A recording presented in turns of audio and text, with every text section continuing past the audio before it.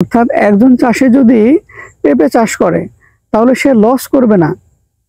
Hybrid চাষ করলে আপনার লস হওয়ার সম্ভাবনা থাকবে। আপনি 1 বিঘা চাষ করলেন বা 5 বিঘা চাষ করলেন, আপনার পেঁপে গাছে ভাইরাস লেগে গাছ নষ্ট হয়ে গেল, লস হওয়ার সম্ভাবনা থাকবে। কিন্তু এমন একটি জাত রয়েছে বাংলাদেশে, মানিকগঞ্জে যে জাতি চাষ করে, মানিকগঞ্জের স্থানীয় উচ্চ ফলনশীল, রোগবালাই সহনশীল ও ভাইরাস প্রতিরোধী একটি জাত, শাহী পেঁপের জাত। এটি চাষে জমি নির্বাচনে সঠিক এবং সঠিক পরিচর্যায় এই পেঁপে চাষ করে কেউ লস করেছে এরকম নজির নেই। এই শাহী পেঁপের মধ্যে আবার দুটো ভ্যারাইটি রয়েছে, একটি হচ্ছে লম্বা শেপের পেঁপে, আরেকটি হচ্ছে গোল শেপের পেঁপে।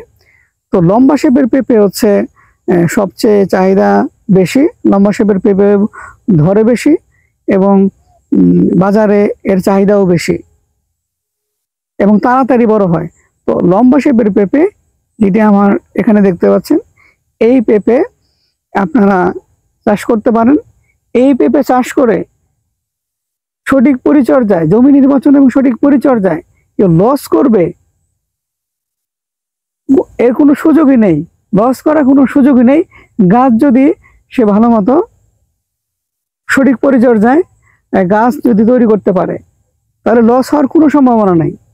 বিশেষ করে যারা নতুন চাষি, কোন পেঁপে দিয়ে শুরু করবেন, অবশ্যই মানিকগঞ্জের এই লম্বা শেপের অথবা গোল শেপের যেটাই বলেন, মানিকগঞ্জের এই উচ্চ ফলনশীল শাহী পেঁপে দিয়ে আপনারা শুরু করেন, ইনশাল্লাহ লাভবান হবেন ইনশাল্লাহ।